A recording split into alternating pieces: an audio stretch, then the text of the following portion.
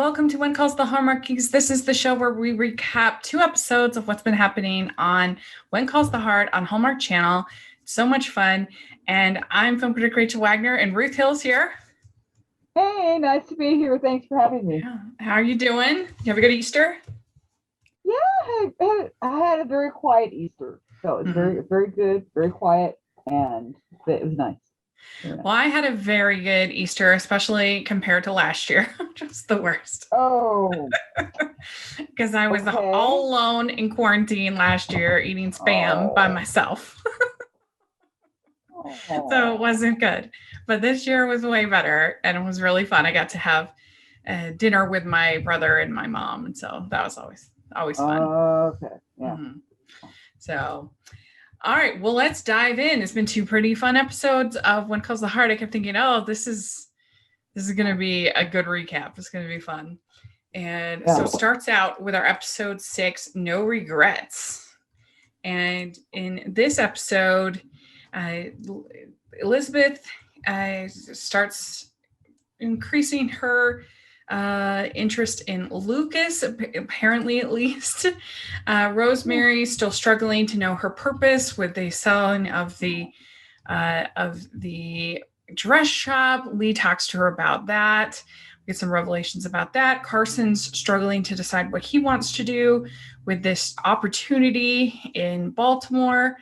And Clara and Jesse are struggling with their issues because he spent all their money.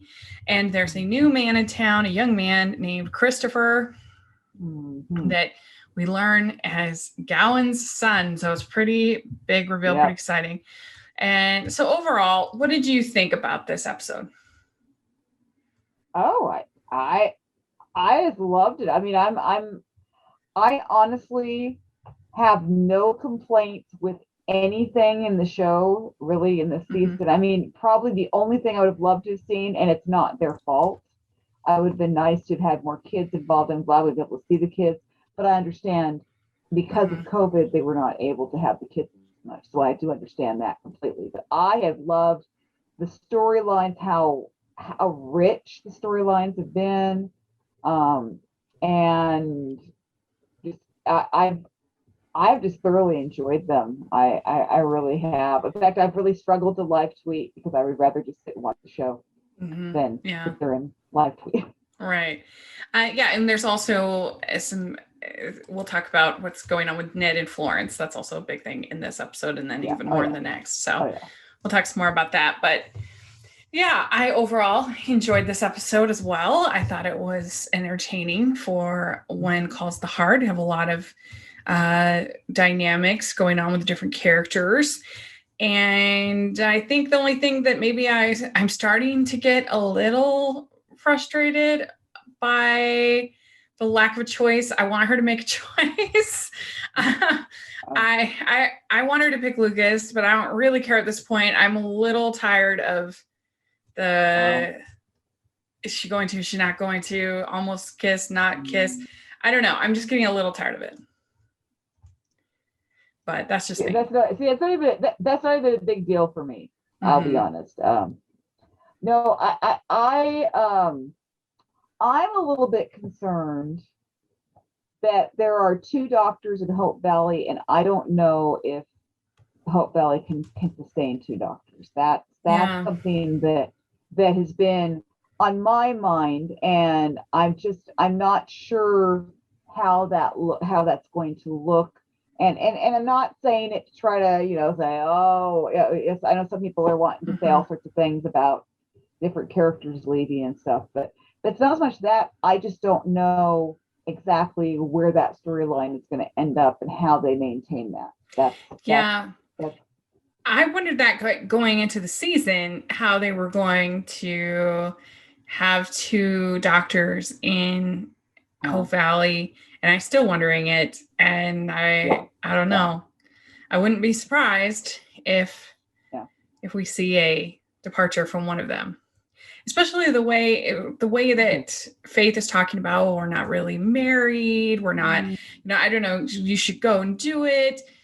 I kind of wondering if maybe she will be the one to, I guess we'll just Yeah, unless Paul is tired of it or wanting to move on for some reason. Oh, yeah, I kind of doubt that. I think I'm at a wait and see mentality, Mm-hmm. and trying not to jump too far ahead. But sometimes I'm just kind of thinking, where's this going? And I'm not.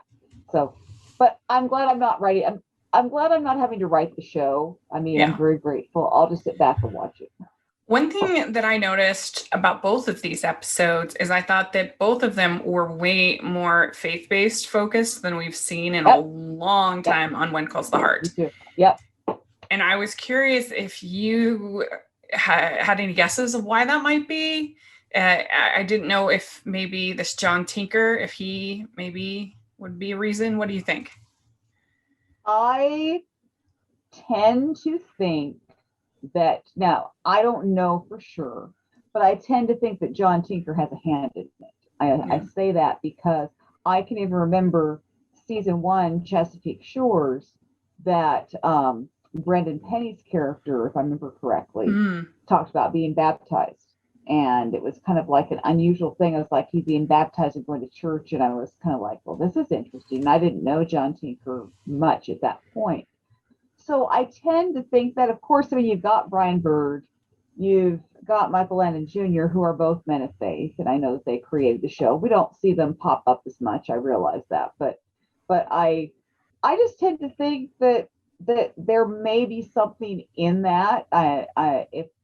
If it's for those of us who are people of faith, it's nice to see. I don't know how it's falling, how other people feel about it. I would be actually interested. I think it'd be interesting to know what your people who are watching the recap. Yeah. I'd love to see what they have to say about it, because especially for those who are not people of faith, is now I don't think they're giving the gospel message or trying to like push Yeah. the Bible and and all that stuff down people's throats.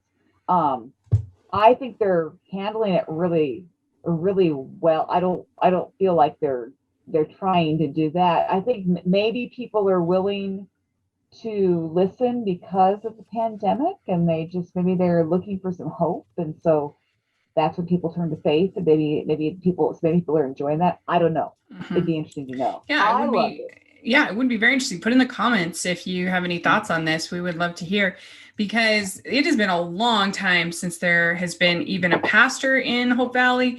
And even when there was a pastor, he was really more of a love interest for Abigail. He wasn't really a pastor. Right. I mean, I feel like the last time that I remember anything kind of spiritual was when there was the whole thing way back. I think it was season 3 or 4 with the fire and the woman getting accused of setting the fire, and that whole plot. That was a long time ago. Yeah, I agree. So yeah, that was interesting. And we have Joe kind of he was kind of a pastor. We don't really know. There's something sort of mysterious going on. We'll find more about, I'm sure, in coming weeks. Yeah. So Clara is kind of venting to Bill about Jesse. And Clara basically has 3 jobs at all times. Like, what is going on? She's like working at the diner. She's working at the hair salon. She's working at the dress shop. No wonder she's mad he took all her money. She's working 3 jobs. Right. Yeah. Oh my goodness. Yeah. And so, yeah, I would be pretty ticked off too. Yeah. If so she has kicked Jesse out of the house. He's staying at the saloon. Yeah. So yeah, pretty strong. I want to say though, Ava, she is now. I enjoyed her. I mean, I've always enjoyed her. Her growth in that character, the way that she has just come along, and you've watched the maturing of Clara right along with her as an actress, and it's just amazing. I mean, you think of her starting out when she was I don't know exactly how old she was when she started out, but probably 20s, I'm assuming. Yeah. And it's just amazing. I mean, where that character's come from, because Clara was there wasn't a whole lot to Clara when she first entered the series. I mean, we didn't get a lot from her, and now it's like, Yeah. wow. And I personally, she's blown me away. yeah, she's very good. And she has kind of an old soul, I think, about her, at least in her performance here. Yeah. And even in Greshel Mysteries, there were times when I felt like she had kind of an old soul about her. So I think that there's something to her for these kind of period roles, kind of like Keira Knightley in that way. Like she just sort of suits these kind of character, like these Regency kind of roles. But I feel like we need a little more humbling from Jesse. I feel like he's been kind of like, oh, this was a pain. But no, this is like a big deal. He should be upset. He should be crying. He's not quite doing it for me in his reaction to all this. Well, I think he's probably being very much like a man of that time era. Well, I'm the man in the family. I can do with the money what I want. I mean, there probably is something to that. And I have a feeling I have a feeling that humbling is coming. I don't think that they're going to break. I don't really think they're going to break up. What I love, and I keep telling my mom every time I see it, I said, I love that we're seeing problems between them because you don't see that in Hallmark. And I love it's like yes, that's having a problem. I mean, that probably sounds sad to be sitting there like cheering for problems, but we don't see it. As much on Hallmark. So it's nice I think. I agree. I do like the fact that they are a flawed couple, a new couple, but I just feel like I don't want them to break up, but I want him to be a little bit sadder and a little bit more. I just feel like he's treating it like, oh, he, I don't know, insulted her food or something like that. Like just some thing that made her mad. No, this is like a big deal. It is. So he needs to be a little more penitent. I agree. So that's my thoughts. But then we get no, I'm with you. Yeah. So then Clara and Hickam is pretty funny in this little interaction. She's going to cut Hickam's hair in one of her many jobs, and it's ladies' day evidently, but he got a $2 a week raise, and so he tries to like bribe her kind of or whatever. That was fun. I enjoyed that whole little dynamic. Yeah. Oh yeah. Okay. It was good. Oh yeah. I love that we're getting to see a little more from Hickam in these 2 episodes. I mean, we're not seeing a whole lot, but we're seeing a whole lot more at least. We're seeing more from him, and I'm thinking, yes, long may that continue. Let's have more Hickam. We like Hickam. Yeah, me too. So Florence has Florence and Ned have these interactions together, and they're sort of flirting. He puts the bell on the door so that they can have their privacy. That's pretty fun. And are they going to touch hands? Which is basically like, I want to say like When Calls the Heart second base is like the hand touch, I think. Like, whoa, you're ready to get married. That's great. I love that. That's so great. Oh, you are on tonight, Rachel. You're coming up with some great. I mean, honestly, I'm like, this is awesome. You are like there. Great. Keep it up. Thank you. But they were so cute, and of course Elizabeth has to interrupt them. Well, yeah, of course. Yeah. And he keeps leaning over, and his stomach is hurting. And when I first saw that, I thought, oh, his appendix is going to burst. That's what I thought. Me too. I had the same thought. Oh my goodness, yes. Because I've had my appendix out, so I know of what I speak when it comes to appendixes. And it turns out, I guess it's his gallbladder. Oh. And yeah, I guess so. Yeah, and so Florence gets Ned a birthday present, but they get sent the wrong present, right? The wrong order from like the catalog or whatever, and it ends up being a beekeeper outfit. And he is so excited. He's like, "How do you know? I've always wanted one." And so it was like something out of a sci-fi novel. It was very exciting. He's out there with his beekeeping outfit, like, oh. He looked like the CPA people in Monsters Incorporated, you know? Okay, like, yeah. Oh yeah. Oh my goodness. Yeah. But then he passes out. Yeah, down the stairs. It's pretty dramatic. And Florence is rushing towards him, and it's pretty a lot. So, but before that happens, you have Faith talking to Clara, and Faith says outright to Clara, says, "I wouldn't take him back," which I thought was kind of interesting. Yep. I think the big city has made Faith a little more outspoken and a little, she's got that confidence. I mean, which I love, and I know that Andrea has told me how much she loved playing that part, playing that character that way, and it's just it's fun, but it is a very different Faith. We are seeing a different Faith this season, I think. Yeah, and I think it was needed because all of us that are kind of have this modern perspective and are like, what are you doing?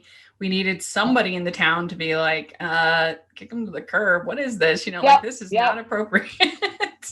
Exactly. Yep. So it was good. And then we have a new guy in town, and we find out his name is Christopher. And first, Henry Gowan says, "I know how far you've come. I suggest you get back there," which is a pretty shocking thing to say to your son. Yeah. Did you suspect immediately that it was his son? Not it maybe not absolutely immediately, but it wasn't very long before I thought, okay, yeah. I mean, I may not have been my very first thought, but and that particular actor, that's really cool because I interviewed him like back when he was first starting out, and I know how far he's come, and it was just really cool to see him in that role. So I think that was probably more what I was doing first. Then I'm like, okay, now he must have a connection to Henry, and that was the only one I could think of. So you've seen how far he's come, but you don't want him to get back there. No, like, right. Well, yeah. That's true. I know how far you've come. I suggest you get back there. Yeah. Oh boy, yeah. I didn't think about that. You're right. Yeah. Like, that's a pretty strong thing to say to your son. Like, get back there. I don't want you in my life at all. I know. So that was interesting. And then you also have a scene where Nathan is teaching Allie how to ride. And this seemed a little unrealistic to me. I get it. The show's not super realistic, but still. Yeah. I feel like if you were living in a frontier town at that time and you were as old as Allie is, you would know how to ride. You would think, but then again, I don't think Robert knew how to ride very well the other episodes, did he? It seemed like he was. It just seems like it would be a necessity in that day and age. At that time, you would know how to ride. You would think, but I guess it makes a good story. I know there are those times where, and it made a good story. That particular part made a good storyline, and yeah. I mean, they could have had her like learning how to ride better or something like that. Yeah. But anyway, it's not a big deal. It was just something I was like, come on, she would know how to ride. Well, unless she's basically had to raise herself. And I mean, I don't know. I'm going to admit that I don't really know about all the things that happened, back. I just don't know. Yeah. So if she's really just had to raise herself and Nathan hasn't taken the time, I don't know. Yeah. But I do definitely see your point. Who knows? So then you have Rosemary with Lee, and Lee tells her that he was the one who asked Dottie to buy the dress shop. Yeah. And Rosemary is cutting carrots and she's going to murder someone. I know. Was she not? I know. Yes. And she's mad because she feels like he should have consulted her. He felt like, oh, this is going to be a nice surprise. This is going to be good. But then he realized that, oh, Rosemary's not going to like this. And so he's backed out. But then it kind of opened that idea for Dottie. Yeah. And so Rosemary goes a whole day and night without talking to Lee. And they even eat dinner together. They don't follow the don't go to bed angry, which is a really stupid rule. They don't follow that rule in the Coulter household, evidently. Yeah. Right. Yeah. Right. So that she's kind of upset about that.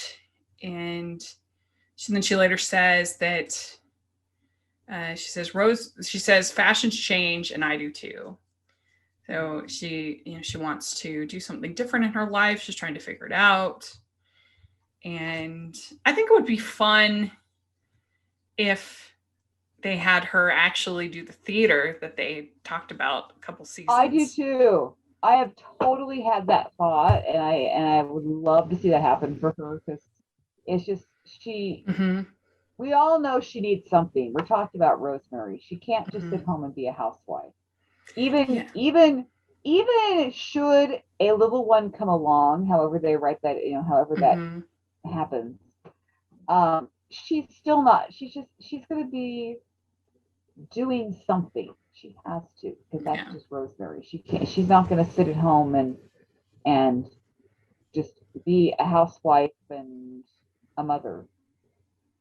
Yeah, and I feel like it just combines everything that Rosemary's great at. Yeah. Her drama, her good way with people, her charisma, everything. She could do costumes, so it involves her fashion, all of that she's good at. It could be combined into the theater. And I feel like it would be a really great sort of setting for lots of stories too within Hope Valley. Oh yeah, that'd be great. Yeah. Yeah, they could do a lot. So I think that's what they should do next, but we'll see what they do. We also have Allie, who says to Nathan, do you still like Mrs. Thornton? And Nathan says, why do you get to ask me about Mrs. Thornton and I can't ask you about Robert? So that's interesting. And evidently that Allie used to like Robert, but Robert likes Anna now. So yeah, things are getting interesting there. Another. Maybe they'll have another love triangle with our young folk here. I'd be on board. Do you think that we'll get anything between Allie and Robert before the season's over? Or?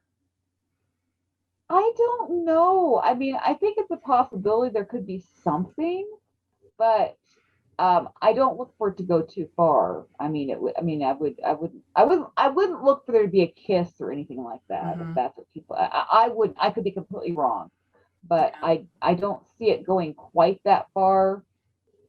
Maybe next season, but I don't know. Well, it would be fun. It would be something different. They've never done anything like that. True. Maybe a kiss on the cheek. That could happen. Yeah, that would be really cute. I'm just, because I'm also thinking of the whole COVID thing. I don't even know how that goes with the young people, but maybe they could get away. I don't know all the protocols and how that kept thing. I just don't know. But yeah, that would be cute. A kiss on the cheek would be cute. Yeah, I would like that.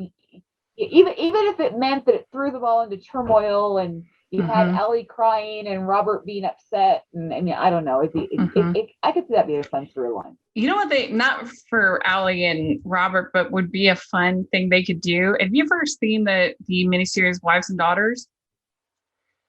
By chance? Which one? It's called Wives and Daughters. No, I haven't. It's BBC. Anyway, spoiler alert. But at the end, one of the characters has flu or whatever, and it's not like a horrible illness or anything, but they can't touch each other, so they have to social distancing in the 1800s. And anyway, so they have this great scene where he proposes, but they have to be, it's in the rain too, and she's far away and he's far away, and you just see them looking at each other like, and it's so good. And they get engaged, but they can't touch each other because of this quarantine. And I'm like, why has nobody else done that in 2020? It's perfect. That'd be great. It would be perfect for One Cult of Heart. Whoever Elizabeth decides, they just have to stay socially distanced because she's quarantined for whatever convoluted reason, and they just get to stare at each other's eyes. And that'd be really good. Very romantic. Yeah, that'd be great. Yeah. And I think Wives and Daughters is on Netflix, so it's really good. Yeah. Okay, I'm gonna have to look that one up. It sounds good. Yeah, it's so good. So anyway, and then we have Siegel Lee, when he was getting the shop, he said, "I thought you should be your own boss. I'm sorry for sticking my nose in your business." And then they kind of make up, and it's going to be so interesting where Rosemary goes. She's making this list of her career possibilities. One thing I wondered about, where has Fiona gone? What is going on? She's been gone a couple episodes now. Well, I know. I think she'll be back. She had to go somewhere. I can't remember where they said she's going. She was taking a trip somewhere or going to visit somebody. I know she'll be. I'm quite positive she comes back. I think she's. I mean, I would hope so. Do you know if Kayla was on another show or something? I really don't know. I have not had the opportunity to talk to her, so I was just curious. I'm looking at her IMDb. She doesn't. I mean, the only other thing she has is The Magicians, but that was way back in 2020. So who knows? But I'm kind of surprised. There must have been some reason that Kayla was gone for them to do this. Probably. Yeah. I'm sure. Anyway, if you're listening, Kayla, let us know in the comments. So then Elizabeth gets this Braille book for Angela. And the only thing I wondered about this is that I think it's kind of hard to read Braille. Like, I know. Yeah. They say, oh, you don't have the training for teaching people that are sight deprived. Right. And I think you need special training to teach Braille. Yeah, I know. I remember thinking the same thing and thinking, so how is she going to learn to read Braille? Who's going to teach her? Right. And it's doable. I realize that. I mean, I'm sure Elizabeth could have some kind of guide that she looks at, but it's not like she's going to be able to do it quickly. And when is she going to have the time when she's teaching and making edits on her book? And courting Lucas or whatever she's doing, and trying to and Nathan, or however that's working, I don't even know anymore. So when does she have time to do any of this? Plus be a mom, I don't know. Yeah, but this seems to have won over Minnie. She is now on Team Elizabeth. Yes, and I did notice that. Joseph tells her, you're either on Team, he says, you're either trust Elizabeth Thornton or you trust God, one or the other. There's no other choices, which I thought was a little bit funny. She seemed to be doing a fine job by herself. Why does she need help? I don't know, but nevertheless, this is the way of Hope Valley. You either trust Elizabeth Thornton or God. Oh, okay, yeah. I hope you could trust both. I mean, I would hope you could trust both. Yeah. That would be what I would want to do. Yeah, I think, that would be my choice as well. Not either or. Right, exactly.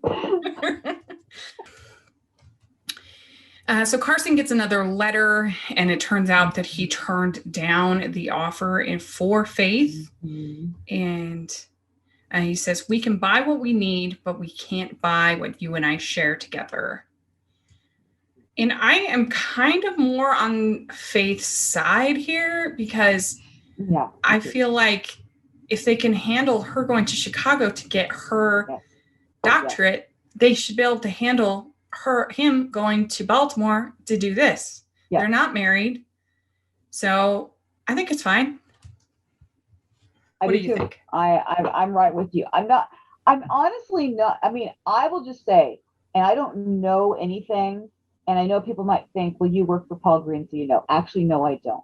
I honestly don't. And even if I did, I wouldn't say anything, but I don't. Okay. I actually don't, because I made it clear I don't want to know. It's like, we're not talking about that. I'm not even going to share that. But just coming from my perspective as a viewer, I have no problem with Carson going to Baltimore. It wouldn't bother me. I think actually I could see it potentially as being a good test for their relationship.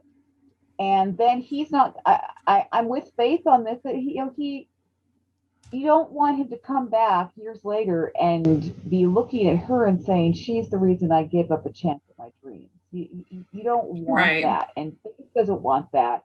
Faith can see that could be a possibility. She didn't give up her dreams for Carson. So now it's time for Carson to not give up his. Now, if he doesn't want to come back to Hope Valley, then we might have an issue. You know, if after the fellowship's done and he doesn't want to come back, well, then there's going to have to be a dialogue, and they're going to have to figure out where they go from here. But I don't, and I think it might even be good for Faith to be on her own. You know, maybe give her some experience. She has all the medical training. Yeah, let her do it, and I don't think there'd be a problem. I personally don't, and I'm not trying to say that means that Carson's gone and never comes back. I'm not saying I don't want that. I want him to come back, because I mean, ultimately I want them together. I think that'd be wonderful. I'm not anti having them together. Right. But that's just, I say I'm with you. I'm on Faith's side on this one too. Yeah, it's kind of like with Trace on Chesapeake Shores, that if I was having a relationship with Trace, I would want him to go on the tour anyway, because I don't want to be the person, especially if we're not married, I don't want to be the person that is keeping him from his dreams and the person that he's going to resent his whole life. And even if he's saying, oh, I won't, you know that he needs to go and do this. And there are other ways that we can continue our relationship. Even at this time, they could still make phone calls. They could still write letters, and they could still do everything that they, can do to keep the relationship going. And so, I agree with you.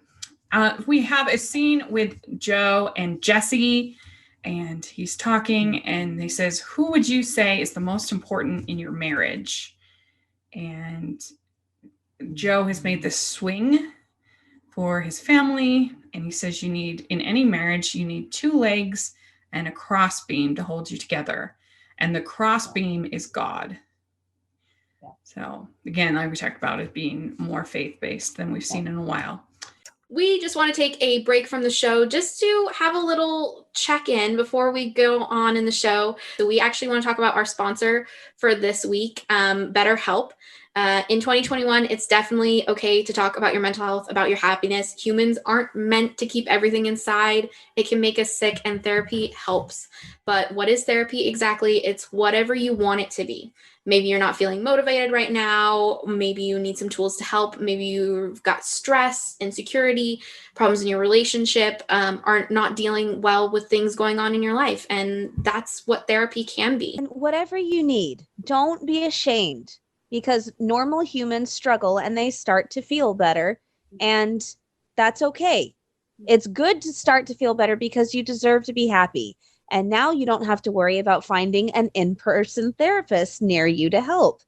BetterHelp is customized online therapy that offers you video, phone, or a live chat session with your therapist. So you don't have to see anyone on camera if you don't want to. The good thing is BetterHelp is much more affordable than in-person therapy. And you can start communicating with your therapist in under 48 hours.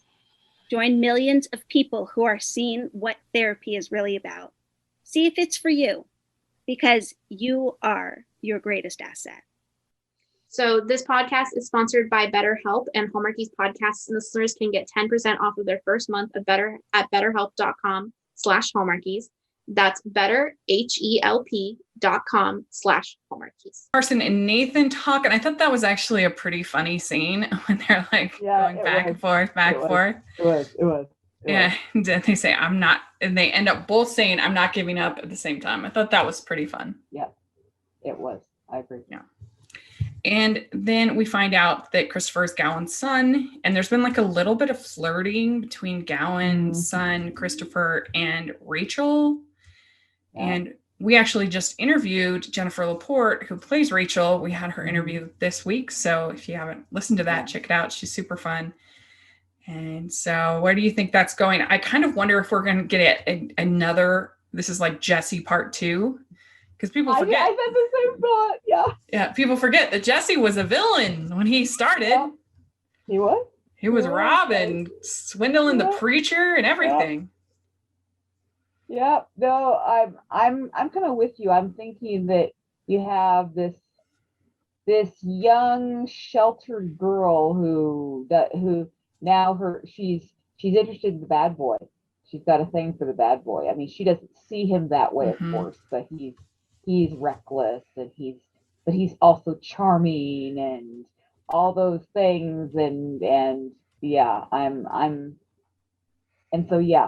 kind of thinking it's a similar dynamic. I'm getting that feel. So 1 to 10, what would you give this episode? No regrets. I'll go with an 8. Yeah, I think that's probably pretty fair. It's a pretty good episode.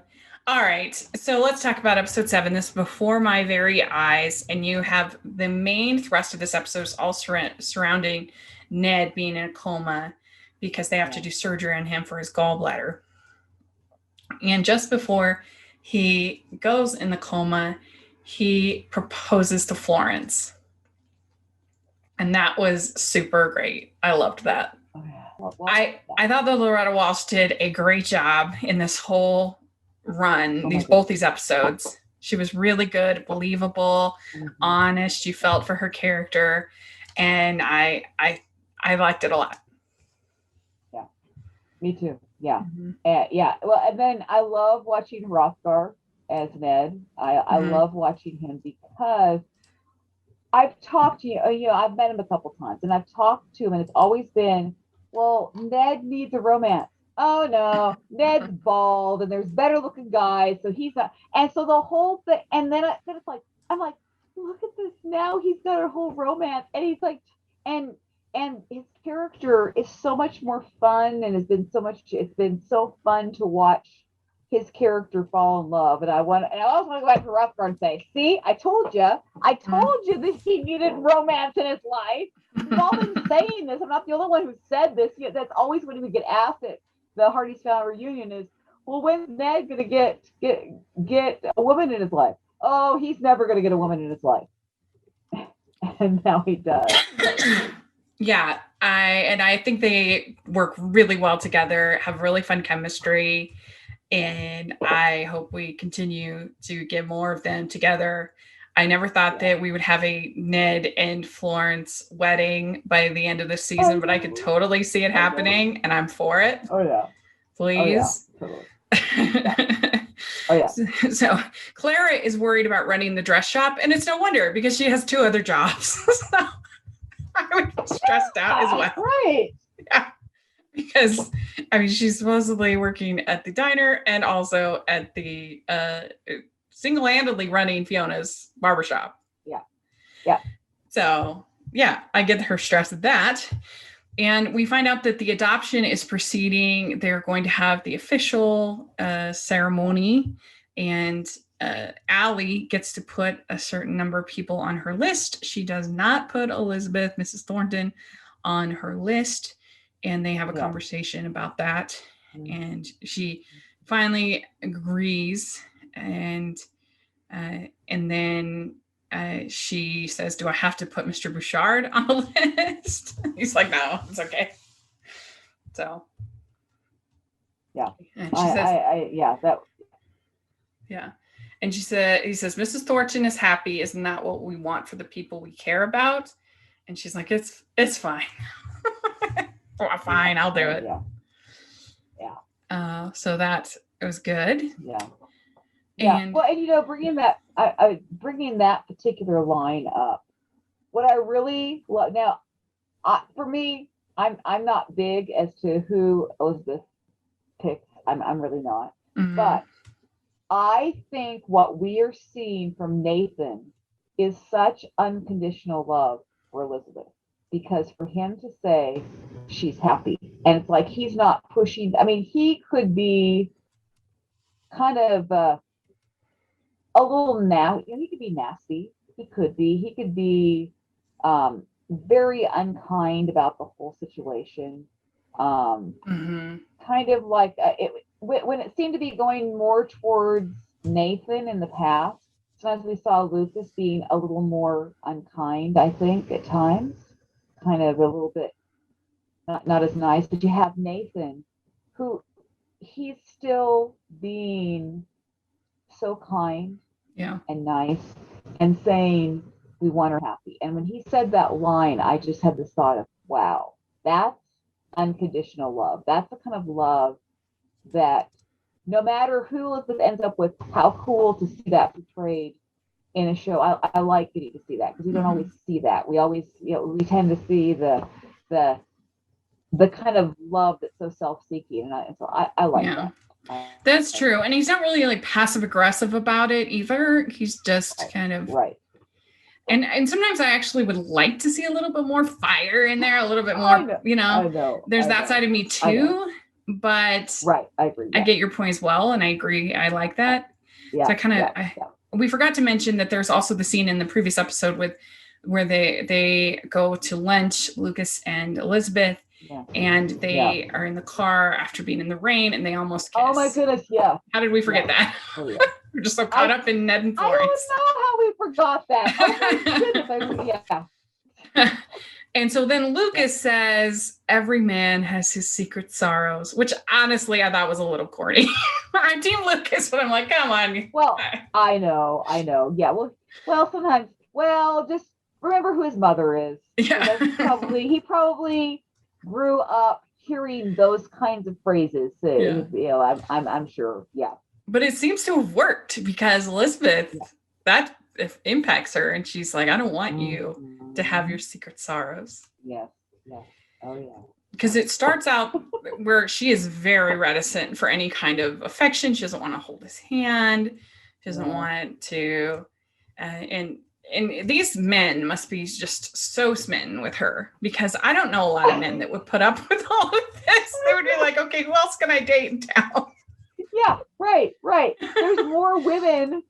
There's more. There are more women to go around. So yeah. Yeah. Yeah. So we get a scene with Joe trying to put on a candlelight vigil for Ned. Yes. And we kind of learn a little bit more about his reticence to be a preacher in Hope Valley. There's something that happened in the previous town that they don't want to talk about. So I know. I kind of wonder, I mean, if it was any other show, I would think it was maybe something, maybe they weren't treated well because he's Black. But I don't know if they will go there in Hope Valley. But there's something that people didn't like. Yeah. We'll have to see. Yeah. So then we have Christopher and Gowan, and they have kind of a heated discussion because he's talking about, I guess, his stepdad, Jerry. And he says Jerry told him, he calls Jerry his dad, first of all, and then he says that Jerry thinks you're dishonest. And so they have this kind of discussion, and he's sort of surprised to see the fact that Gowan works with the people at the oil thing, like helping them. But Christopher says, I'd like to stay here and learn something from you. But Lucas is very skeptical of Christopher. And earlier in the episode, he pickpockets from Lee, pocket watch. Yeah. And so Lee's missing the pocket watch. Lucas suspects him. And he says, if I find you're picking pockets, you'll be out of here. So one thing I wondered is Elizabeth is there at the infirmary waiting outside all day, all night. Where is baby Jack? Well, at home with the nanny, right? I guess she's there all day, all night. Yeah. Well, Laura, is it Laura the nanny? Isn't that right? Yeah. Yeah. Well, she's old enough. Yeah, she can. She's old. Laura's old enough to get married and have her own child, so she can certainly take care of Jack. That's true. I mean, I always just think she would get Jack. I mean, obviously because of COVID, but she would probably have Jack with her. Yeah. I think you're right. I think that would, but I think again, you're also right that COVID had something to do. There are a few things that happened this season that may not have happened had we not had these strict COVID protocols in place. Right. So, yeah.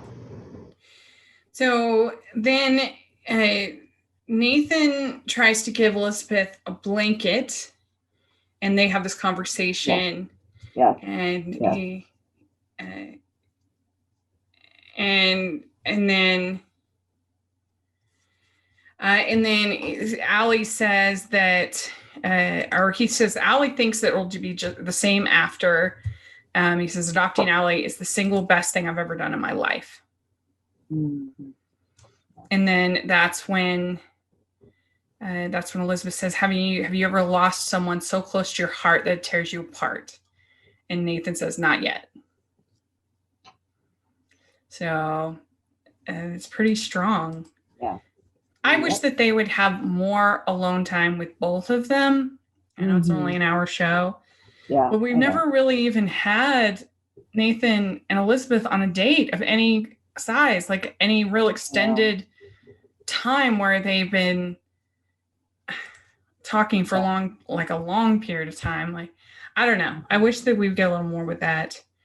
We've had more with Lucas, but so then Elizabeth, that's when Elizabeth says to Lucas, he says, I don't want you to have any secret sorrows. And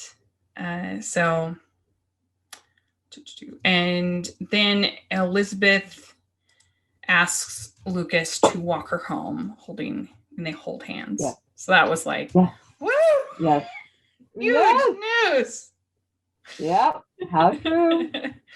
Yeah, that's like Times Square news. This is huge news. We have Ned waking up and him being the perfect man, unlike Jesse. And we have him saying, did I ask you to marry me? And did you say yes? And she nods. And he says, good. Yay! Yeah, I know. So what's that just oh, it was just so great. I love that. I'm telling you, Ned and Florence moving up the couple rankings. Oh yeah. Huge. Oh yeah. Yeah. Well, it's good because think of the typical viewer of Hallmark. There is not. I mean, it's not a young person. You have a lot of older people that watch the show, and how cool to see. Oh, Ned can find love. Okay, Ned can find love. Florence can find love. Yeah. Oh, there's still hope for me. I mean, I'm 40. There's hope. It gives me hope. What can you say? Very good. Gives me hope. Hey, it gives me hope too. You know, I'm gonna be 47, so it gives me hope. If you're interested, put in the comments section. We're ready to go. That's a good. Oh wow, you are definitely on tonight, Rachel. I love it. And then Bill, I did like when he says I think it's Allie or one of them, I can't remember who asks him, do you like being a judge? And he says, better than a poke in the eye. Or maybe it's Lee, because Lee wants to try on the outfit. But I thought that was funny. Better than a poke in the eye. That should be my new. And when people are like, do you like doing the podcast? Better than a poke in the eye. There you go. Oh my goodness. That was Oh, funny to me. I Yeah. liked it. yeah. And I felt like Allie was sort of super awkward when she's standing there with Elizabeth and Nathan, and it's almost like Yes. a wedding. Yes. That was her intention. That was her intention. That was her Oh, yeah. whole intention. We knew that. What was so weird about that? Okay, this is what was so weird about that. I'm watching it earlier in the episode, and I was like, Allie's being a matchmaker here. And so I found this little GIF where you had like person standing, you had somebody standing in front of these two people and said, it says, now you may kiss. And I watched this scene. I'm like, oh my goodness, that's just like the GIF. I didn't know that was going to happen. I felt like it was the very scene I had tweeted out. It's like, oh, okay. You're like, spoiler alert, sorry. I know. I didn't know that was going to happen. I felt like that was like the next thing. Yeah. Anyway. That's funny. And there we go. That's the end of the episode. And it was very fun. I enjoyed this one a lot. I would say, so we gave the other one an 8. In the world of When Calls the Heart, just because of Ned and Florence were so great, I'm going to give this one a 9. Wow. I know. Well, I'm going to give it an 8.5. So Yeah. You actually rated it higher. I possibly could move it up to an 8.75. I'm not ready to say a 9. Let me watch all the rest of the episodes. I have such a hard time because it's like, I feel like I want to give it still some cushion because I'm waiting for the wedding. I'm waiting for that wedding that I'm hopeful will happen between Ned and Florence. And, I want to be able, I'm hoping that's going to be a big episode. But you could very well be right. It could be a 9. Yeah, I mean, if Ned Yost going to a coma and then proposing, if that doesn't get you a 9, I don't know what will. I mean, Ruth. That's true. You have a good point there. I hadn't really thought about that. Well, I'll say my rating, but I will say if Rachel is giving it a 9, this has to be like she doesn't give out 9s often at all. Yes, and we get a Lucas Elizabeth hand holding, which again is like second base in Hope Valley. So this is very exciting. So anyway, it was really good. I loved the whole dynamic between actually all the dynamics I pretty much loved except for Jesse being a butt. Everybody else I really enjoyed. But again, part of his larger story. So let us know what you think, what grade you would give both of these episodes. Were you into them? I would love to hear your thoughts in the comment section or on Twitter. And Ruth, where can people find you? You can find me, Ruth Hill 74 on Twitter, Instagram, Facebook. You can find Media from the Heart, and that is also my website, which actually the website address is mydevotionalthoughts.net. Great. And you can find me at Rachel's Reviews, all of our social media, iTunes, YouTube, and on Rotten Tomatoes. So please check over there. And then also make sure you're following the podcast on Hallmarkies Pod and Hallmarkies Podcast, all of our social media. And if you are listening on iTunes, please leave us your ratings and reviews. We so appreciate that. And if you are watching on YouTube, please give this video a thumbs up and subscribe to the channel. We appreciate that so much. We also have our patron group, which we have watch-alongs, which we have a really fun one planned in April coming up. We'll let you know what it is. We had Paul Campbell last month, so it was pretty fun. And then we also have our merch store, which has tons of Hardy's inspired merch. So make sure to check that out. And thanks so much, Ruth. This was a lot of fun. And we will talk in 2 weeks. Bye, everyone.